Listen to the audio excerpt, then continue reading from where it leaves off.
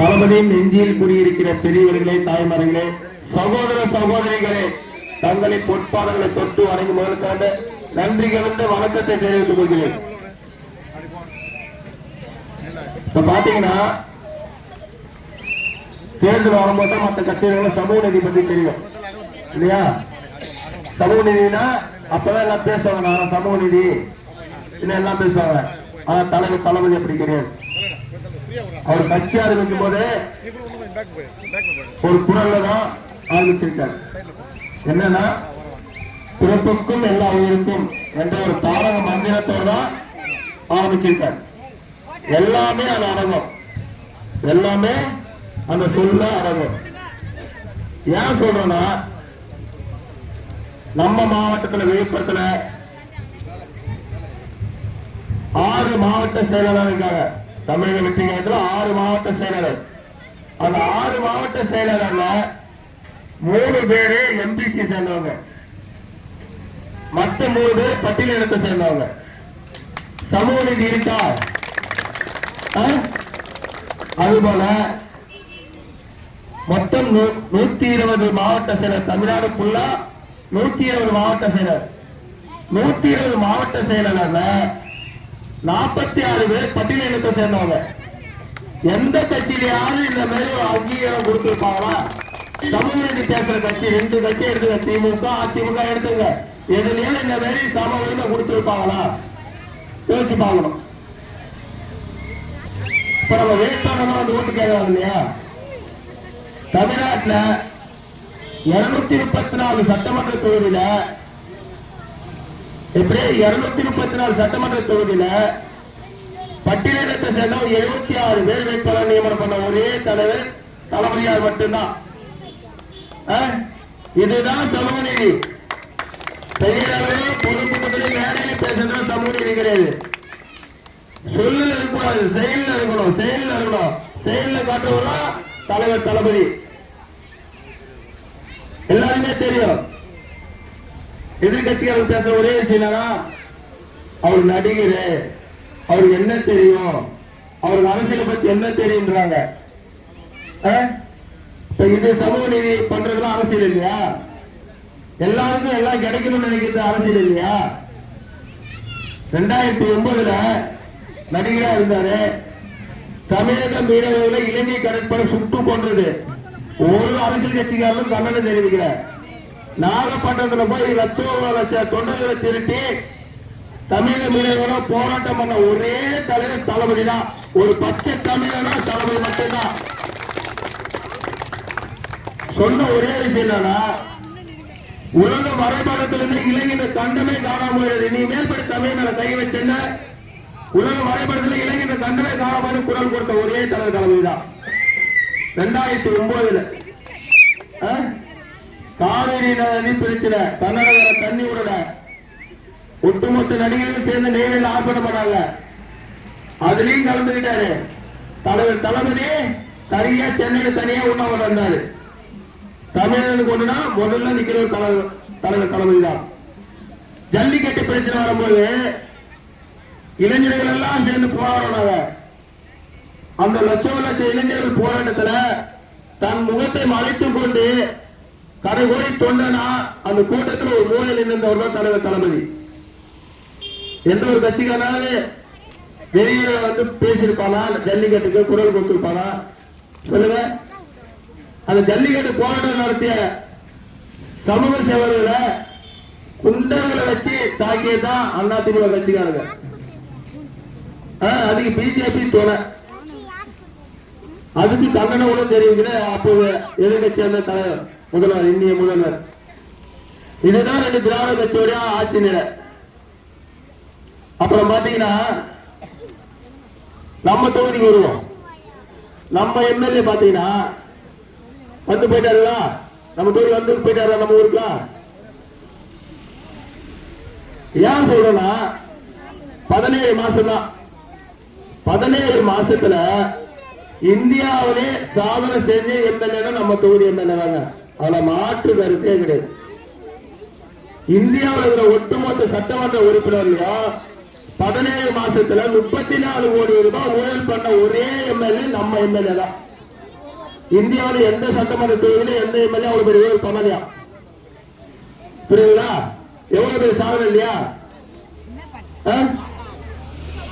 ஏன்னா மீண்டும் அவருக்கு தான் வாய்ப்பு கொடுத்தது கட்சி தலைமை. இது மட்டும் இல்ல, இந்த மாதிரி ஏகப்பட்ட ஊழல் வழக்குல தலைவர் மோசடி வேலை. ரோடு போடல, ரோடு போட்ட மாதிரி பில்லு எடுத்துட்டாரு. இதுக்கு மேல ஒண்ணு ஒண்ணா தோண்டதான் பூகம்பம் கிளம்ப மாதிரி பூலவர கிளம்ப மாதிரி கிளம்பிட்டு இருக்குது அவர் மேல. ஆனா அவர் கட்சியோட தலைமை ஊழல் பண்றாரு இல்ல, 34 கோடி 17 மாசத்துல 34 கோடி ஊழல் பண்ணிட்டாரு சாதனை சொல்லி மீண்டும் அவருக்கு வாய்ப்பு கொடுக்குது. அந்த கட்சியோட கொள்கை கோட்பாடுனா அதுதானே. கொள்ளடிக்கிறவங்க ஊழல் பண்ணவங்க மீண்டும் மீண்டும் வாய்ப்பு கொடுக்கும். கட்சி தலைமை அப்படித்தானே இருக்குது. 2G ஊழல் வழக்குல 1,76,000 கோடி ஊழல் பண்ண கட்சி தானே திமுக. உள்ளாட்சி நகர்த்துறை அமைச்சர் கே நேரு 2,000 கோடி ஊழல் பெறுகிறார். அவருக்கு சீட்டு கொடுக்குது. பால்வளத்துறையில 100 கோடி ஊழல். இப்படி ஊழல் பண்றவங்களுக்கு தான் திமுக கட்சி வாய்ப்பு கொடுக்குது. ஏன்னா மக்களுடைய ரத்தத்தை வேறுவே செஞ்சு உழைச்சி வரியா கட்ட பணத்தை கொள்ளடிக்கிற கட்சி திமுக கட்சி. இப்ப பாத்தீங்கன்னா ஊருக்கு காலமாக நந்தன் கால்வாய் கொண்டு வந்தேன், நந்தன் கால்வாய் கொண்டு வந்தாரு. அவர் என்னமோ மம்டி கட்டப்படி எடுத்து போய் நோண்டி ஏதாவது பணமல் பட்டியல விட்ட மாதிரியா, அதுக்கப்புறம் நம்ம தொகுதி ஃபுல்லா விவசாயத்துக்கு போகவும் இலக்கு நடந்த மாதிரியும் தகவல் உரிமை சட்டத்தை போட்டு எடுத்துருக்கோமா. தகவல் உரிமை சட்டத்தை போட்டு நந்தன்கால் டேட்டா ஃபுல்லா எடுத்து வச்சிருக்கோம்.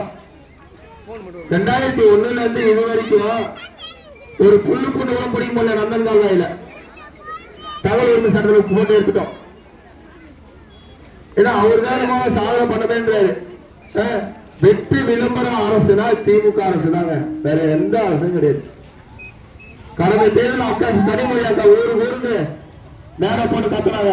ஐயோ தமிழகத்தில் இளம் விதவைகள் அதிகமாயிட்டாங்க, எடப்பாடி ஆட்சியில் அதிமுக ஆட்சியில் இளம் விதவைகள் அதிகமாயிட்டாங்க. இதை கண்டுக்கு ஆள் இல்லையா, தட்டி கேட்க ஆள் இல்லையா, என் அண்ணனுக்கு ஓட்டு போடுங்க, என் அண்ணன் முக ஸ்டாலின் வந்தானா சாராய்கெல்லாம் ஒழிச்சுவாரு தூக்கிடுவாரு என்னாங்க. இப்ப பாத்தீங்கன்னா எடப்பாடி ஆட்சியில ஒரு சாராய கடந்ததுல நீ 3 சாராய கடை ஆகி போச்சு. பரமலைப்பேட்டையில கடந்த ஆட்சியில் ஒரு சாராய கடை, இப்ப 3 சாராய கடை. உமையால்புரம் அப்படி பக்கத்துல பரமலைப்பேட்டையில 1 கிலோமீட்டர் தூரம் உமையால்புரம் 2 சாராய கடை. போன ஆட்சியில சாராய கடை கிடையாது அந்த இடத்துல, இப்ப 2 சாராய கடை வச்சுட்டாங்க. மேல்காண்டில 2 சாராய கடை. சிஎன் 11 கிராமம் கருவாச்சி, அங்க பாத்தீங்கன்னா சாராய கடை வைக்கிறாங்க, மக்கள் எதிர்ப்பு தெரிவிக்கிறாங்க. போலீஸ் பாதுகாப்பு போறாங்களாம் சாராய கடைக்கு. மக்களை பத்தின கவலை இல்ல, சாராய கடைக்கு எந்த தொந்தரவு கூடாது. ஏன்னா திமுக கட்சியோட 18 சாராய கம்பெனி இல்ல, அது 18 சாராய கம்பெனி வியாபாரம் நடக்கிறோம்ல. டாஸ்மாக் இருந்தாங்கன்னா வியாபாரம் நடக்கும். அப்ப 18 சாராய கம்பெனி வருவாய் குறைஞ்சிடும்ல. அவங்களுடைய ஒரே சாதனை சாராய கடை. டாஸ்மாக்ல எவ்வளவு சேல்ஸ் ஆகுது. நம்ம ரேஷன் கடைக்கு போனா பொருள் மாசம் ஃபுல்லா கிடைக்குமா? நமக்கு மாசம் ஃபுல்லா பொருள் கிடைக்குமாமா? அரிசி பருப்பு எண்ணெய் கிடைக்கும் மாசம் ஃபுல்லா பணம் கிடைக்குமா? மாசத்துல ஒரு நாள் கிடைக்கும், ஒரே நாள் தான் கிடைக்கும் இல்லையா? எந்த ஒரு டாஸ்மாக் போய் ஒரு சரக்கு இல்லைன்னு திரும்பி எந்த ஒரு ஆளா வந்திருப்பான் குடிக்கார எவ்வளோ ஒரு ஆள் சாராயக்கால போய் ஒரு கோட்டை இன்னைக்கு போனா இல்ல நான் இந்த சரக்கு காலி ஆயிடுச்சுன்னா மறுநாள் போய் நின்று மறுநாள் வாங்கன்னு சொல்லியிருப்பாங்களா? அவ்வளவு ஸ்டாக் ஒரு சாராய்கால எல்லா சரக்கும் ஸ்டாக் வைக்கலாம். ஏன்னா கஸ்டமர் திரும்பி போக கூடாதான். ஆனா நம்ம மக்கள் ரேஷன் கடைக்கு போறவங்க பொருள் இல்லாம திரும்பி வரலாமா? என்ன கேவலமான ஆட்சி இது. ஒரு ரேஷன் கார்டுல அத்தியாவசிய பொருள் கிடைக்க மாட்டேது, ஆனா சாராய்கால எல்லா சரக்கும் கிடைக்குது. பூரண மதுவிலக்கு வேணும்னா தேர்தல் வாக்குறுதி தலைவர் தளபதி வாக்குறுதி கொடுக்கிறார். தலைவர் தளபதி முதல்வரானால் நிச்சயமாக 100% பூர்வ மதுவிலக்கு கொண்டு போன்னு சொல்லுகிறார். திமுகவோ அதிமுகவோ ஒரு வரி சொல்லியிருப்பாங்களா கேளுங்க. அது மட்டும் இல்ல, இன்னைக்கு சின்ன சின்ன பிள்ளைங்களாம் போதைக்கு அடிமையாயிட்டு இருக்காங்க. கஞ்சா சாராயம் போன்ற போதைக்கு அடிமையாயிட்டு இருக்காங்க. யார் சொல்றீங்கன்னா உங்க கையில நோட்டீஸ் கொடுத்துருப்பாங்க. அந்த நோட்டீஸ்ல பாத்தீங்கன்னா இந்த விசில் சின்னத்துக்கு மேல ஒரு கண்டென்ட் இருக்கு, படிச்சு பாருங்க. என்னன்னா போதையில்லா தமிழ்நாட்டை உருவாக்குவோம். போதைப் பொருள் எதிர்ப்பு மன்றம் பள்ளி மற்றும் கல்லூரிகளை அமைப்போம். ஏன்னா 10வது படிக்கிற பிள்ளைங்களுக்கு மேல தனி வகுப்பு இருக்குன்னா திருந்தாது. 1வது சேர்த்துல பிள்ளைங்களுக்கு போதை எதிர்ப்பு மன்றத்தை வச்சு அதுக்கு தனியா ஒரு வகுப்பு வச்சு இது செய்யலாம், இது செய்யக்கூடாது, இந்த தப்பு பண்ணக்கூடாது, சாராயம் குடிக்கூடாது, கஞ்சி அடிக்க கூடாது, இது தீய பழக்கம், இதனால நரம்பு தளர்ச்சி வரும் என்று எல்லாம் பல விஷயங்கள் போதை ஒழிப்பு மன்றத்தில் தெளிவா சொல்லுவாங்க டீச்சர்கள், மாணவர்கள். அதனால தலைவர் பள்ளிகளுக்கு கல்லூரி வரைக்குமே தனி வகுப்பு வைக்க சொல்றார். முதல்வரான தனியா வகுப்பு வைப்பன்னு சொல்லுகிறார். ஏன்னா நம்மளுடைய தலைமுறை வீணாயிடுச்சு. நம்மளுடைய தலைமுறை சாராயத்துக்கும் கஞ்சியாக்கும் அடிமை ஆகி போச்சு. அடுத்த தலைமுறை நம்ம பிள்ளைங்களாகட்டும், பேர பிள்ளைங்களாகட்டும், அடுத்த தலைமுறையாகட்டும், இவங்க நல்லா இருக்கணும்னா பூரண மதிவிலக்கு கொண்டு வரணும். அதுக்கு வெற்றி தலைவர் தளபதி முதல்வராக வேண்டும். அதுக்கு நீங்க செய்ய வேண்டியது ஒரே விஷயம் தான், வெற்றி சின்னமான விசில் சின்னத்தில் பெருவாரியான வாக்கு வித்தியாசத்தில் வெற்றி பெற செய்ய வேண்டும். என்ன செய்யலாமா? செய்வோம். குடும்ப தலைவர்களுக்கு மாதம் 2500 வாங்கும் சின்னம், தங்கை மகளுக்கு அண்ணன் சீராக 1 பவுன் தங்கம் 10 புடவை வாங்கும் சின்னம், சுய உறுப்பினர்களுக்கு 5 லட்சம் வட்டியில்லா கடன் வாங்கும் சின்னம், தங்கை மகளுக்கு பிறக்கும் குழந்தைகளுக்கு தாய்மாமன் தங்க மோதி வாங்கும் சின்னம், வருடத்திற்கு 6 சிலிண்டர் இலவசமாக வாங்கும் சின்னம், விவசாயிகள் பயிர்கடன் தள்ளுபடி செய்யும் சின்னம், தமிழகம் முழுவதும் கட்டண பேருந்து வாங்கும் சின்னம்.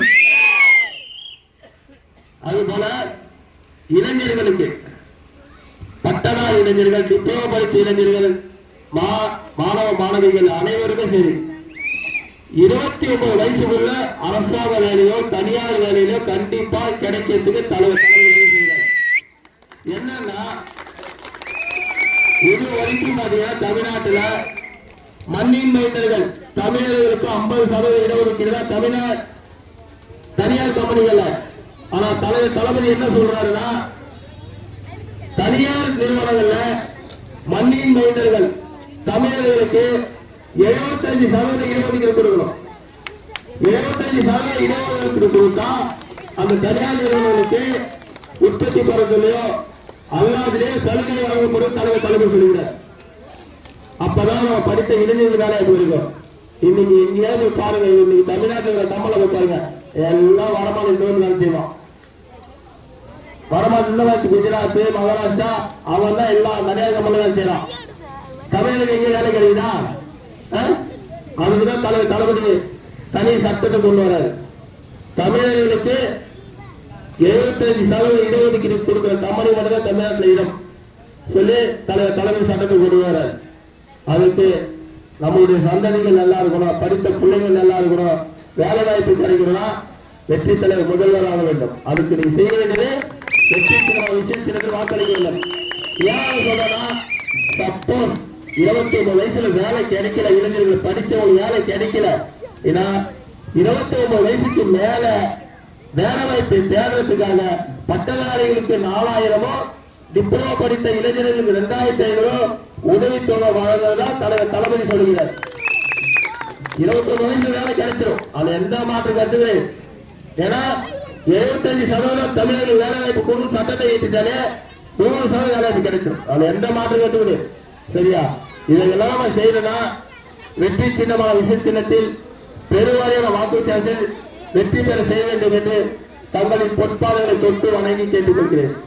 ரொம்ப நேரம் தாக்க வச்சுட்ட, மன்னிச்சிடுங்க. மீண்டும்